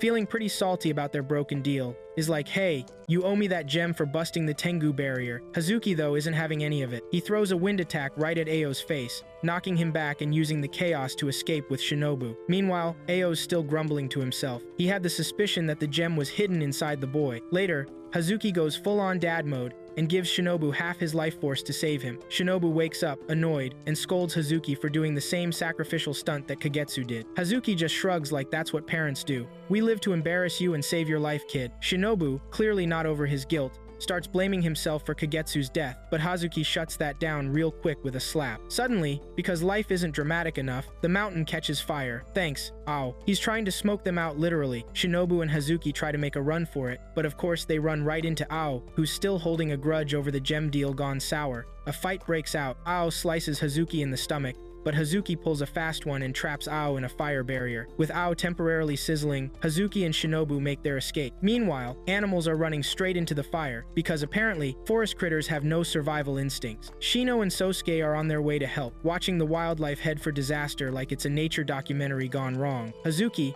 still in dad mode, tells his spirit unicorn buddy, Natsume, to fly Shinobu off the mountain. He hands Shinobu the gem, but Shinobu doesn't want to leave because, you know, teen rebellion. Natsume doesn't care and flies off with him anyway. But Shinobu isn't done being difficult. He struggles so much that he falls out of the sky. Luckily, His wings pop out just in time to save him from becoming a pancake. Back on the mountain, Hazuki makes the ultimate sacrifice by letting Kagetsu's body become dust. He's ready to die when Ao shows up to mock him, as villains do. "Look at you, weak because of a kid." Hazuki replies, "Yeah, it's called being a parent. You wouldn't understand, you son of a bitch." Meanwhile, Shinobu has decided he's done with flying away from danger. He returns to the mountain, now determined to save his home from the fire. He whips out his wind powers to fight the flames, just as Shino and Sosuke show up. Shino, never one to miss out on a dramatic team-up, grabs Murasame and activates his rain powers. Now we've got wind and rain working together to put out the fire. As the last of the flames die out, Natsume shows up, super relieved that Shinobu didn't die in a fiery blaze. Shinobu and Natsume climb the mountain,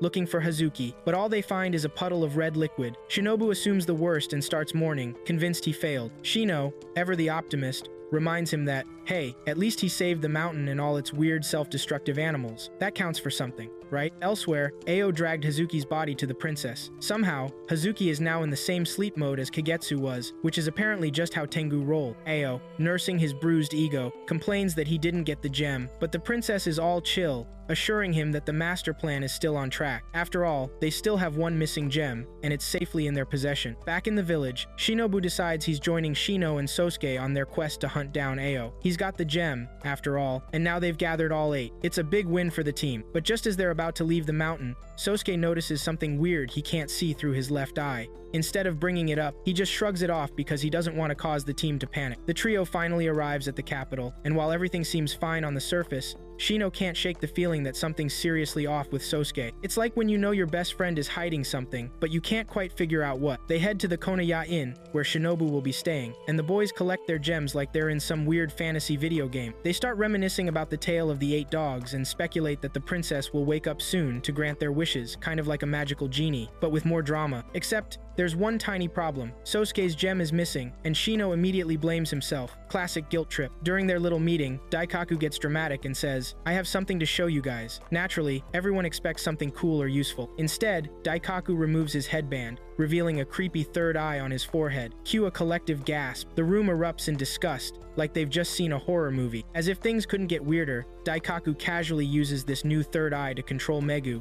and obliterate some shadow eaters hanging around. The boys become so interested in what the eye is. Kokonoe jumps in with an explanation. It's an evil eye, and it can spot and destroy non-humans. Apparently, this third eye business usually comes from cats. Naturally, they all blame Noro because, clearly, Noro's been hanging out with the wrong felines. After the meeting, Sosuke pulls a classic, "I've got stuff to do," and heads off to the manor. Enter Asakeno, who immediately plays the role of the worried friend. He pulls Shino aside for a chat and drops some bombshells. Sosuke's got some serious issues. He can't see out of his left eye, and his left arm is numb. Shino's jaw practically hits the floor. How did he not notice this sooner? The light bulb finally clicks. This has Ao's name all over it. Shino takes off like a rocket to the manor, all fired up to get some answers. Meanwhile, at the manor, Sosuke is busy having a meeting with Satomi. Sosuke spills the tea about the 8th gem, their run-in with Ao, and Ao's cryptic mention of a princess waking up. Sosuke wonders if Ao's talking about Princess Fuse, but Satomi's like, nah, could be Tamazusa. Cue spooky backstory time. Satomi gives Sosuke the rundown on Tamazusa, a woman who came to their land with 2 sons. When some shady government official demands one of her sons, she hands over the younger one, who, surprise, surprise, gets killed. The older son, heartbroken, offs himself, and Tamazusa left with a whole lot of nothing. Sosuke, now totally down in the dumps, feels bad for Tamazusa who wouldn't. After the sad story session, Satomi changes the subject and asks about Sosuke's eye. Sosuke admits that his left eye stopped working a week ago. Satomi, now worried, warns that as Ao grows stronger, he'll take more from Sosuke. This is bad news because Shino is definitely going to flip out when he finds out. Sosuke, being the responsible one, promises to fix it before Shino loses it. But guess what? Shino's already outside, furious. He confronts Sosuke, demanding to know why he didn't tell him. Shino's ready to storm off and hunt Ao down, but Sosuke stops him, insisting he'll handle it himself. The next day, Shino's chilling in his room when Chikage shows up, asking him to keep Ayane company since she's recovering from a cold. Shino agrees, but Ayane's like, "Relax, I'm fine. Hamaji's medicine worked wonders." They chat about their recent adventures until Chikage, true to his awkward nature, decides the visit's over. As they leave, Shino offers some brotherly advice. Give Ayane more freedom. She's been cooped up too long, and the fear of her getting hurt shouldn't hold her back from living her life. Meanwhile, Kaname bursts in on Sosuke, freaking out about Finnegan being at the manor. He practically begs Sosuke to help get rid of Finn before he overstays his welcome. Sosuke, the ever-dependable friend, steps up and manages to hustle Finn out the door. Just another day in the life. As Shino heads to apologize to Sosuke, he bumps into Finn on the stairs. Finn, being his usual cryptic self, casually drops, "You've got your mom's eyes." This random comment triggers a memory in Shino, and bam, he passes out cold, face planting on the floor. Kaname and Sosuke rush him to his room. Shino has a dream where he sees himself as a kid, holding hands with someone who might be his brother while a mysterious figure sings a poem. When Shino wakes up, Satomi's there, calmly finishing the poem for him. Shino's like, "Wait, how do you know that?" But instead of dwelling on it, he pivots and asks how Finn knows his mom. Satomi, ever the secret keeper, gives a classic, "If you don't remember, it's probably for a reason," non-answer. Then, Satomi drops some gem knowledge. The gems choose their owners and won't let them die until their purpose is fulfilled. That's when it hits Shinothe gem. Ao stole? It's probably already started choosing Ao over Sosuke. And right on cue, Sosuke collapses in the hallway, his birthmark disappearing from his body and reappearing on Ao's. Ao, ever the overachiever, smugly declares that he's not done yet. He's determined to take everything before he's satisfied. Sosuke is rushed to the manor's medical wing, looking like he's just had the worst day at work.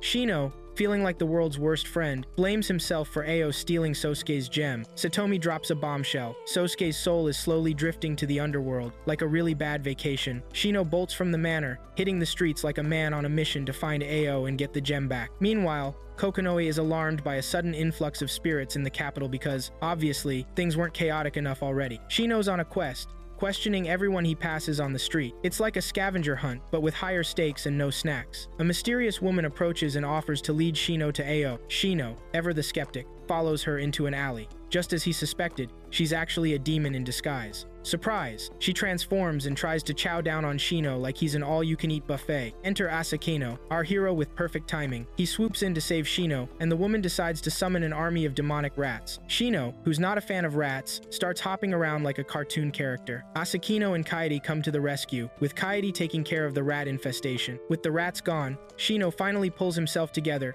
and defeats the demon woman with a powerful swipe of his sword. Afterward, Shino begs Kaede to help him find the missing gem, insisting it's crucial because Ao will be there too. Kaede reluctantly agrees, and Shino heads back to the inn to wait for updates. Kaede soon returns with intel. All the gems are currently in the imperial capital, which means Ao is also in town. The last gem is chilling at the old castle district church, surrounded by a growing crowd of spirits. Just as Shino is about to head to the church, Daikaku, Asakeno, and Shinobu offer to join him. They're worried Shino might need backup against Ao. Kaede is sent to inform Genpachi and Kobungo, who quickly mobilize to the church. Genpachi tells Kaede to spread the word, and soon Satomi, Nachi, Dosetsu, and Hamaji are also in the loop. The group arrives at the church, makes their way to the basement, and finds themselves in a hallway filled with human skeletons. It's like walking through a creepy Halloween store. Ao makes a grand entrance, thrilled to see them. Shino, in full heroic mode, demands the return of the gem. Ao, however, is like, "Nah, the gem's chosen me. Deal with it." The princess, Tamazusa, makes her debut, and Shino and Daikaku recognize her as the same doll Inumura carved. Tamazusa works her magic and resurrects all the skeletons. Cue an epic battle between the living and the undead. Shino faces off with Ao, and it's like an action movie but with more skeletons. Back at the church's headquarters, Finn orders the elders to build a barrier using Spirit's live standard evil villain stuff. Satomi tries to leave, but Lilith stops him, saying his departure might mess up the barrier. So, Satomi's stuck, like a kid at a never-ending birthday party. Meanwhile, the battle rages on. Daikaku uses his evil eye to blast skeletons left and right, but it's still not enough. Genpachi and Kobungo arrive to help, and just when things seem under control, Hazuki shows up. But this Hazuki isn't the one Shinobu knows. She's a shell of his former self, having lost everything. Shinobu struggles against this new Hazuki, while Shino continues his showdown with Ao. Dosetsu arrives, making Tamazusa ecstatic, because this is exactly what she wanted. She activates a magic barrier that strips everyone of their gems and powers. It's like the ultimate magic prank. As the magic barrier does its thing, Sosuke's condition worsens. Tamazusa arranges the gems in a circle and prepares to summon Princess Fuse to absorb her powers. Shino, barely holding it together, crawls toward the altar. Tamazusa, impressed by Shino's stubbornness, feeds him the same water she gave Hazuki. She plans to use Shino as one of her vessels. Shino, weak and mumbling Sosuke's name, collapses, looking like he's about to pass out from sheer exhaustion. As Shino begins to fade into unconsciousness, his mind takes a nostalgic trip down memory lane with Sosuke. He recalls their epic buddy moments, the promises they made, and how Sosuke and Hamaji were essentially his lifeline whenever he got sick. Now, it's Shino's turn to be the hero. He's lying there, completely drained, when the gems decide it's time to summon Princess Fuse from her vacation. Meanwhile, Satomi and Finn are lying low while chaos reigns. Satomi warns that if they let Tamazusa have her way, it'll be a total disaster. Back at the church, Ao decides to pick up Shino, who's barely holding on. Shino opens his eyes to see Tamazusa and flashes back to the time she killed everyone talk about a rough reunion. Fuse takes one look at Shino, and suddenly, he's filled with determination. He wishes Sosuke back to life, as if he's suddenly a genie. Boom! Sosuke's back. The gems return to their rightful places, and Ao's left feeling like he just lost a brutal game of Monopoly. Sosuke realizes he owes his comeback to Shino, who now looks like a beat-up ragdoll. Kaede mentions Shino might be in trouble, so Sosuke transforms into his dog form and sprints to the church. At the church, Tamazusa demands Shino back, but Ao's like, nope, not happening. Tamazusa's jaw drops, and she orders Hazuki to take Ao down. Chaos erupts. Imagine a high-stakes wrestling match with dramatic music blaring. Satomi shows up just in time to break Tamazusa's magical no-fun zone barrier, and the boys regain their powers. Genpachi and Kobungo go after Hazuki. Shinobu flies in to check on Shino, and Tamazusa, realizing she's lost, decides to cut her losses and retreat. Meanwhile, Shino's body fluids are so low that Murasame starts acting like a toddler deprived of candy. It goes on a rampage, sucking up everything in sight and growing to monstrous proportions like a giant, terrifying mascot gone rogue. Kobungo, Genpachi, and Shinobu try to calm Murasame, but it's like reasoning with a tornado. Sosuke arrives and shouts at Shino, but Murasame's got him in a grip tighter than a security blanket. Sosuke walks toward the giant Murasame, muttering Shino's name like a mantra. Satomi and Kaname try to help by sending their spirit animals into the fray, but Murasame swats them away with a flick of its massive tail. Shino finally hears Sosuke's voice and tries to wrestle control back from Murasame. Since Shino saved Sosuke, Sosuke believes it's time to repay the debt. Murasame's about to devour Sosuke, but Shino pulls off the most epic interception. Shino returns to his normal self, Sosuke grabs him, and the rest of the gang gathers around, checking him over like he's just back from a wild camping trip. Everyone celebrates Shino's return while Ao sneaks out like the world's stealthiest ninja. Back at the church's headquarters, Finn and Lilith breathe sighs of relief, glad that Murasame has calmed down and things are somewhat under control. Later, Shino corners Satomi in his office, asking if he was the handholder in his memories. Satomi dodges the question like a pro. Shino also asks about Tamazusa, but Satomi plays the "I'm not telling" card again. Satomi reminds Shino about the mission to track down the last gem with Ao. Shino grumbles about the lack of progress, but Sosuke reminds him they've got a whole squad of friends on their side. Shino vows to get that gem back, and everyone gears up for the next chapter in their epic, slightly dysfunctional adventure.